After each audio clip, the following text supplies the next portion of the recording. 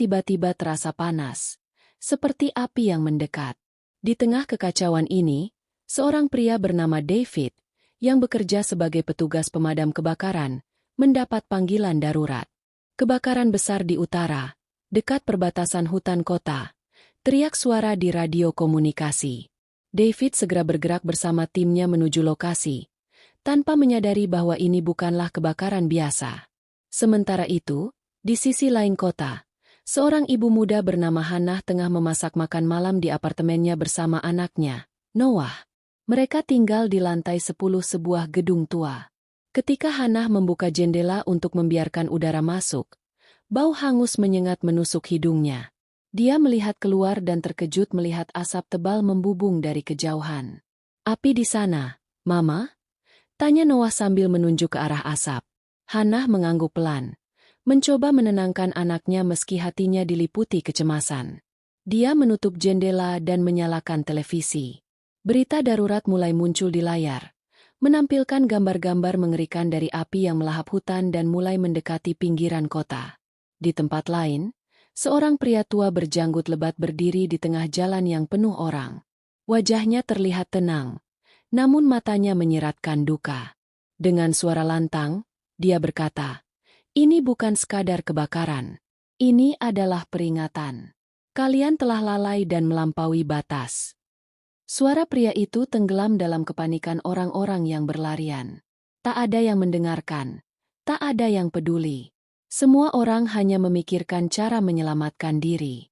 Ketika malam tiba, api mulai merembet lebih dekat ke kota. Langit yang gelap dipenuhi oleh cahaya merah yang memantul dari kobaran api. Sirene darurat meraung tanpa henti, menambah suasana horor di Los Angeles. Hannah menggandeng erat tangan Noah. Mereka harus bersiap. Tapi kemana mereka harus pergi? Dunia di luar tampak seperti neraka yang turun ke bumi. Hannah membawa Noah turun dari apartemennya. Setiap langkah terasa seperti perjuangan melawan waktu. Bau asap yang semakin pekat membuatnya sulit bernapas. Di luar gedung, suasana sudah kacau balau. Orang-orang berlarian tanpa arah. Sebagian membawa barang seadanya. Sebagian lagi hanya mencoba menyelamatkan diri. Jalan utama yang biasanya dipenuhi kendaraan kini berubah menjadi lautan mobil yang terjebak macet. Klakson bersahut-sahutan, tetapi tak ada yang bergerak. Api yang menjalar dari hutan mulai menyentuh pinggiran kota, menghanguskan apa saja yang dilaluinya. Hannah menggandeng erat tangan Noah sambil mencari jalan alternatif. Di kejauhan, suara ledakan terdengar, memecah kesunyian malam yang mencekam. Langit di atas mereka dipenuhi asap hitam dan cahaya oranye dari api. Di tengah kekacauan itu, seorang pria parubaya bernama Miguel, yang mengenakan pakaian pemadam kebakaran, tiba-tiba muncul dari arah gang kecil. Wajahnya penuh debu dan peluh, tetapi sorot matanya menunjukkan ketegasan. "Ke sini.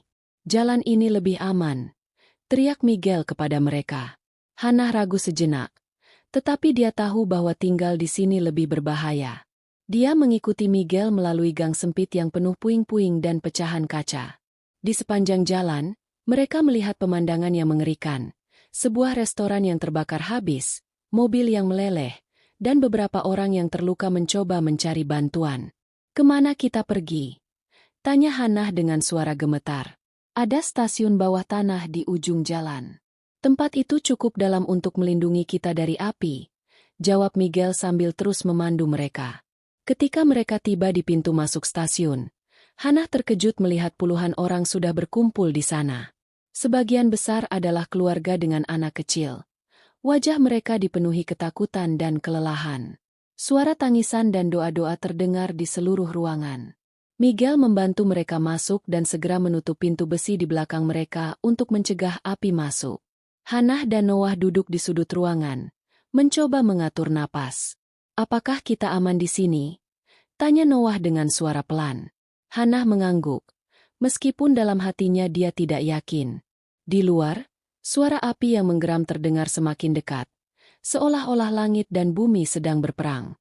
Namun, di tengah ketegangan itu, seorang pria tua dengan jubah lusuh berdiri di tengah ruangan. Wajahnya keriput, tetapi ada ketenangan aneh dalam sorot matanya. Dia memandang semua orang dengan tatapan penuh makna, lalu berkata dengan suara berat, "Kalian pikir tempat ini cukup untuk melindungi kalian? Apa yang terjadi di luar adalah akibat dari kelalaian kalian. Dunia ini telah dipenuhi dosa, dan sekarang waktunya untuk membayar." Kata-katanya menggema di seluruh ruangan, membuat suasana semakin mencekam. Sebagian orang mengabaikannya, tetapi yang lain mulai memandangnya dengan takut. Di luar, api terus merambat. Suara ledakan dan runtuhnya bangunan terdengar seperti lonceng kematian. Hana hanya bisa memeluk Noah erat-erat, berharap bahwa semua ini hanyalah mimpi buruk yang akan segera berlalu. Di dalam stasiun bawah tanah, suasana semakin sunyi. Hanya suara isak tangis, bisikan doa, dan gelegar api dari luar yang terdengar samar. Hana memeluk Noah erat-erat. Tubuh kecil anaknya bersandar di bahunya, menggigil ketakutan. Pria tua dengan jubah lusuh masih berdiri di tengah ruangan. Wajahnya yang dihiasi kerutan seolah memancarkan ketegasan yang menghipnotis. Dia melangkah pelan ke arah orang-orang yang duduk di sudut-sudut ruangan, mengamati mereka satu persatu. "Dengarkan aku," katanya. Suaranya menggema di ruangan yang sepi. "Ini bukan sekadar kebakaran. Ini adalah azab dari langit. Kalian telah melupakan Allah. Kalian mengabaikan perintahnya, mengutamakan dunia di atas akhirat. Apa yang terjadi di luar sana adalah akibat dari ulah kalian sendiri." Beberapa orang memandangnya dengan takut, yang lain menundukkan kepala. Namun, ada juga yang mencemooh.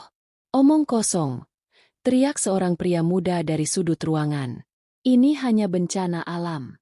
Tidak ada hubungannya dengan dosa atau apapun yang kau katakan." Pria tua itu menoleh ke arah pria muda tersebut. Tatapannya tajam. "Kau mungkin tidak percaya. Tapi lihatlah di luar sana. Apa kau pikir api itu hanya kebetulan? Mengapa langit berubah merah seperti darah? Mengapa tak ada hujan yang turun? Hanya petir yang menyambar tanpa ampun." Kata-katanya membuat semua orang terdiam. Bahkan pria muda yang tadi berteriak hanya bisa menatap lantai tanpa kata-kata. Tiba-tiba, suara keras mengguncang stasiun bawah tanah. Dinding-dindingnya bergetar. Debu beterbangan dari langit-langit. Beberapa orang menjerit, memeluk keluarga mereka dengan panik. Miguel, yang duduk di dekat pintu besi, segera berdiri. Dia mengintip melalui celah kecil di pintu. Wajahnya memucat saat melihat apa yang terjadi di luar. "Apa yang kau lihat?" tanya seseorang dengan cemas. Miguel menelan ludah. "Langit-langit terbuka," jawabnya pelan. Semua orang saling berpandangan dengan bingung. "Apa maksudmu, langit terbuka?" tanya seorang wanita sambil menggenggam rosarionya. Miguel menggeleng, seolah tak percaya pada apa yang baru saja dilihatnya. "Aku tidak tahu. Tapi ada cahaya-cahaya yang sangat terang. Dan ada sesuatu di dalamnya." Ruangan kembali hening. Pria tua itu mengangkat tangannya, meminta semua orang tenang. "Itu adalah tanda. Tanda bahwa waktu kalian semakin sedikit. Bertobatlah sekarang, sebelum semuanya terlambat." Di sudut ruangan, Hana menggenggam tangan Noah dengan erat. Dia memejamkan mata, berbisik dalam hati, "Ya Allah, lindungi kami, selamatkan anakku." Sementara itu, guncangan kembali terjadi, lebih keras dari sebelumnya. Sebuah suara gemuruh seperti ribuan pasang kaki yang berlari terdengar di atas mereka. Api di luar semakin mendekat, seolah ingin menelan semuanya. Langit di luar stasiun bawah tanah semakin gelap, tetapi cahayanya tidak redup. Sebaliknya, api yang menjalar menciptakan siluet oranye yang memantul hingga ke dinding-dinding ruangan. Panasnya mulai terasa bahkan di dalam tempat perlindungan itu. Miguel menatap pintu besi dengan waspada.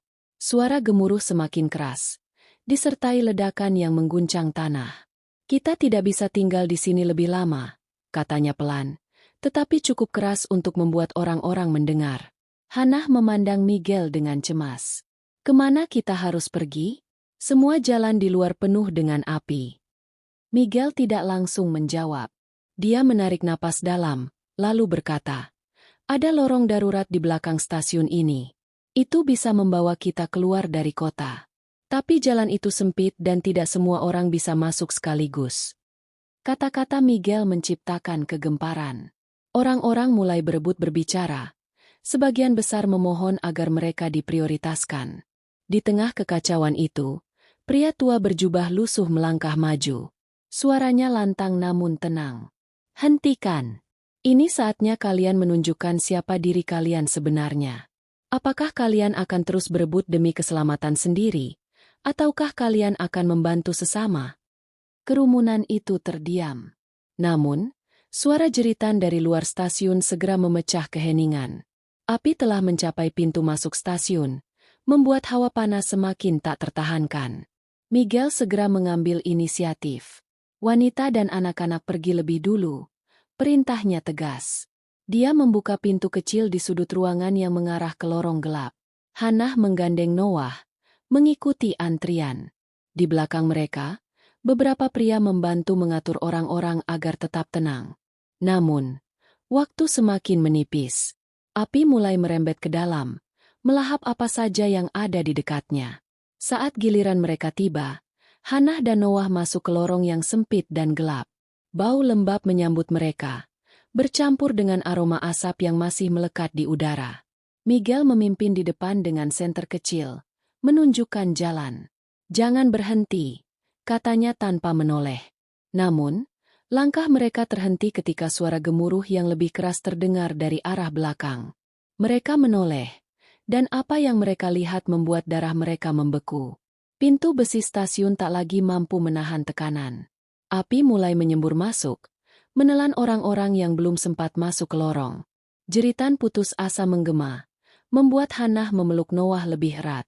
Matanya dipenuhi air mata, tetapi dia memaksa dirinya untuk tetap berjalan. Lanjutkan, bisik pria tua yang muncul entah dari mana, berjalan di samping Hannah. Jangan menoleh. Semua ini hanyalah awal dari sesuatu yang lebih besar. Miguel menoleh ke arah pria itu dengan bingung. Bagaimana kau bisa ada di sini? Kau bahkan tidak masuk ke lorong tadi. Pria tua itu hanya tersenyum samar. Aku berada di mana aku seharusnya berada. Hannah merasa ada sesuatu yang aneh, tetapi dia terlalu takut untuk bertanya. Dia hanya menggenggam tangan Noah lebih erat, memastikan anaknya tetap aman di sisinya. Di ujung lorong, mereka melihat cahaya samar, seperti harapan kecil di tengah kegelapan yang mematikan. Namun, apa yang menanti mereka di luar masih menjadi misteri. Keluar dari lorong yang panjang dan gelap, Hannah dan Noah menghirup udara segar, meskipun aroma asap masih tajam menusuk hidung. Mereka menemukan diri mereka di sebuah tempat terbuka yang penuh dengan reruntuhan. Pohon-pohon di sekitar telah hangus. Tanah di bawah mereka menghitam seperti abu. Cahaya merah dari api yang membakar kota memantul di atas langit, memberikan suasana yang suram. Miguel membantu semua orang keluar dari lorong. Satu persatu, mereka muncul dengan wajah yang penuh debu dan kelelahan. Namun, ketika mereka mengira telah mencapai tempat yang aman, suara gemuruh besar datang dari kejauhan. Miguel memandang ke arah suara itu. Wajahnya pucat saat dia melihat gelombang api besar bergerak seperti ombak, mengalir turun dari bukit ke arah mereka. Cepat! Kita harus bergerak! Teriaknya. Orang-orang mulai berlari, tetapi gelombang api itu terlalu cepat. Angin membawa percikan api yang berjatuhan seperti hujan, membakar apa saja yang disentuhnya. Beberapa orang tersandung, sementara yang lain menjerit, mencoba melarikan diri dari kobaran yang tak terhindarkan. Hannah menggenggam tangan Noah erat-erat, berlari secepat yang dia bisa. "Mama, aku takut," kata Noah dengan suara gemetar. "Aku di sini, Nak. Aku tidak akan meninggalkanmu," jawab Hannah, meskipun kakinya hampir menyerah. Di tengah kepanikan, pria tua berjubah lusuh itu berjalan dengan tenang, seolah-olah api yang mendekat tidak mengganggunya. Tatapan matanya lurus ke depan, melihat sesuatu yang tak bisa dilihat oleh orang lain. Miguel mendekatinya dengan penuh amarah. "Apa yang kau lakukan? Kita harus lari." Pria tua itu berhenti dan menatap Miguel. Tak ada tempat untuk lari. Ini adalah azab yang telah ditentukan. Hanya mereka yang bertobat dengan tulus yang akan diselamatkan. Miguel menatap pria itu dengan tidak percaya. Namun, sebelum dia bisa membalas, ledakan besar terdengar dari belakang. Gelombang panas menghantam mereka, membuat banyak orang terjatuh. Hannah dan Noah terlempar ke tanah. Hannah merasakan panas yang menyengat di kulitnya, tetapi dia segera bangkit dan menarik Noah untuk melanjutkan lari. Mereka menemukan sebuah bangunan tua yang sebagian besar telah runtuh, tetapi dindingnya yang tebal masih berdiri. "Masuk ke sini!" teriak Miguel, memandu orang-orang ke dalam reruntuhan. Hannah dan Noah berhasil masuk ke dalam bersama beberapa orang lainnya. Mereka berlindung di balik dinding tebal, sementara suara gemuruh api semakin mendekat. Dari celah-celah dinding, Hannah melihat pria tua itu berdiri di luar, mengangkat tangannya ke langit. Mulutnya bergerak, seolah-olah berdoa, tetapi kata-katanya tidak terdengar. Miguel mencoba keluar untuk menarik pria itu masuk, tetapi sebuah ledakan besar mengguncang tanah, memaksa semua orang untuk berlindung. Ketika mereka melihat kembali, pria tua itu sudah tidak ada di sana. Api menyapu area di sekitar mereka, tetapi anehnya, bangunan tempat mereka berlindung tetap utuh. Panasnya terasa, tetapi api itu tidak menjangkau mereka. Hannah memeluk Noah erat-erat, menangis dalam keheningan. Di luar, dunia terlihat seperti kiamat yang nyata, tetapi entah mengapa, mereka masih selamat. Pagi datang, tetapi bukan dengan keindahan yang biasa. Langit di atas Los Angeles tetap kelabu, dipenuhi asap tebal yang menggantung berat seperti tirai kegelapan. Matahari hanya tampak seperti bola merah samar di balik awan asap. Hannah perlahan membuka matanya. Dia masih memeluk Noah, yang tertidur di pangkuannya. Di sekeliling mereka, orang-orang yang berlindung di dalam reruntuhan bangunan mulai bergerak. Wajah mereka dipenuhi kelelahan dan kebingungan. Miguel berdiri di dekat celah dinding, mengintip keluar untuk memastikan situasi sudah aman. Ketika dia melihat bahwa api telah reda, dia memberi isyarat kepada yang lain. "Kita harus keluar dan mencari bantuan. Tapi tetap hati-hati, reruntuhan ini mungkin tidak stabil." Dengan hati-hati, mereka meninggalkan tempat perlindungan mereka. Pemandangan di luar membuat mereka terdiam. Los Angeles, yang sebelumnya gemerlap dan penuh kehidupan, kini menjadi lautan abu. Gedung-gedung tinggi runtuh menjadi puing-puing. Jalanan yang dulu sibuk kini tak lebih dari jalur penuh kerangka kendaraan yang hangus. Hannah menggenggam tangan Noah erat-erat. "Tetap dekat denganku, sayang," bisiknya. Di kejauhan, beberapa orang terlihat berjalan dengan langkah gontai. Sebagian besar mereka terluka, sementara yang lain hanya memandang kosong, seperti kehilangan harapan. Tidak ada suara selain angin yang berbisik pelan di antara reruntuhan. Namun, yang paling aneh adalah kehadiran pria tua berjubah lusuh itu. Dia berdiri di atas sebuah bukit kecil dari reruntuhan, menatap ke arah langit. Wajahnya tetap tenang, seolah dia tahu sesuatu yang orang lain tidak tahu.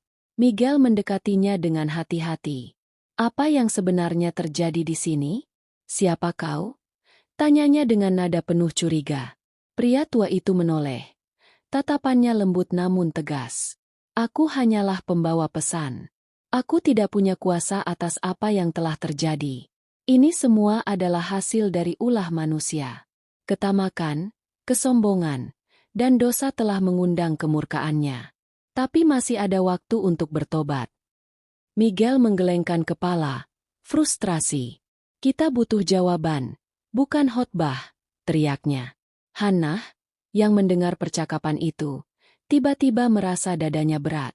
Kata-kata pria tua itu seperti menusuk langsung ke dalam hatinya. Selama ini dia terlalu sibuk dengan kehidupannya sendiri, terlalu sering melupakan kewajiban kepada Sang Pencipta. Dia mendekat, berdiri di samping pria tua itu. "Apa yang harus kita lakukan sekarang?" tanyanya dengan suara pelan.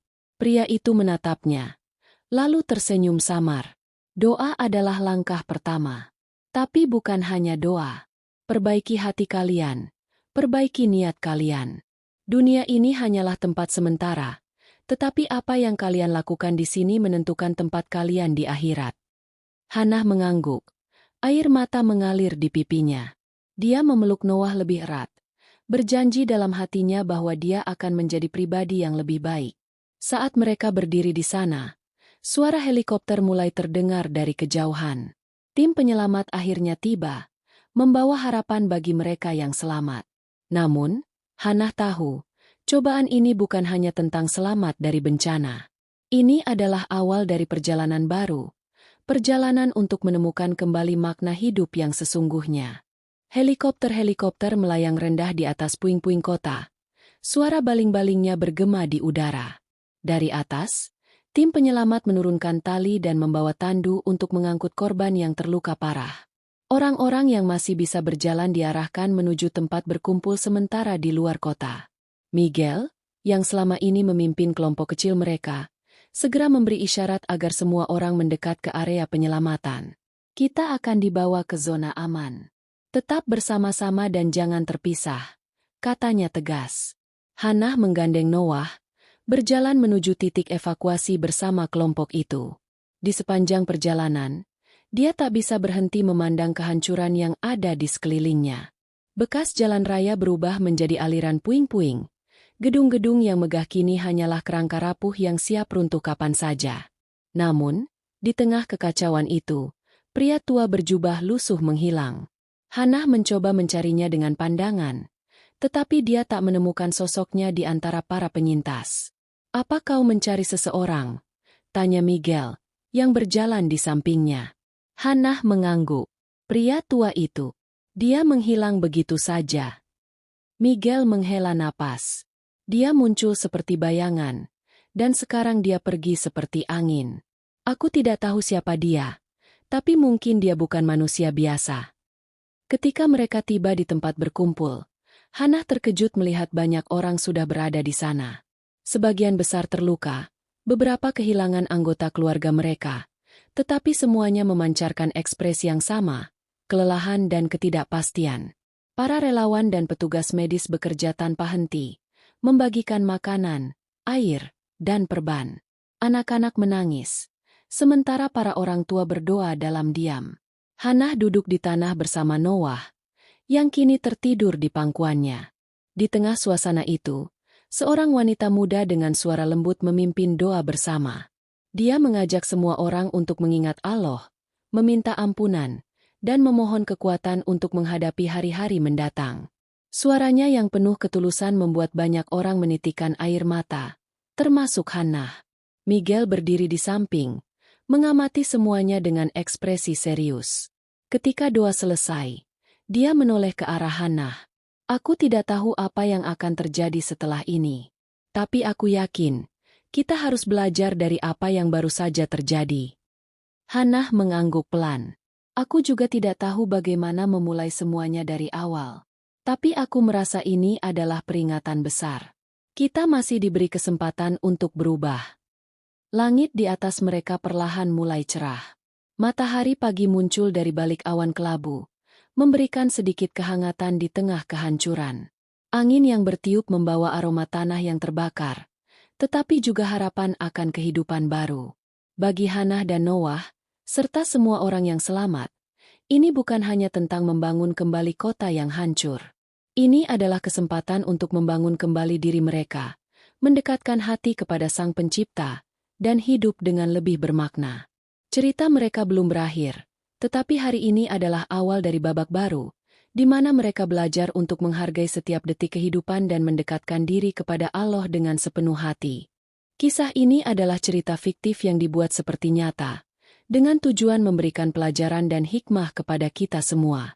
Melalui cerita tentang azab yang melanda kota, kita diingatkan akan pentingnya kembali kepada Allah, memperbaiki diri, dan tidak lalai terhadap perintahnya. Sebagai umat manusia, kita diberi kesempatan untuk bertobat sebelum terlambat. Kisah ini mengajarkan bahwa bencana atau azab seringkali terjadi akibat kelalaian manusia sendiri. Namun, Allah selalu membuka pintu rahmat-Nya bagi mereka yang mau kembali dan memperbaiki diri. Ayat Al-Quran yang terkait. Allah tidak akan mengubah keadaan suatu kaum sampai mereka mengubah keadaan yang ada pada diri mereka sendiri. Quran Surat Ar-Ra'd 11. Ayat ini mengingatkan kita bahwa perubahan dimulai dari dalam diri. Jika kita ingin melihat dunia yang lebih baik, kita harus memperbaiki hati, niat, dan tindakan kita terlebih dahulu. Terima kasih telah menyimak cerita ini hingga akhir. Kami berharap kisah ini dapat memberikan inspirasi dan mengingatkan kita untuk selalu dekat kepada Allah. Jika Anda senang dengan cerita ini, silakan tinggalkan komentar, berikan like, dan subscribe ke channel ini untuk mendukung dakwah dan cerita-cerita lainnya. Semoga Allah senantiasa membimbing kita semua di jalannya.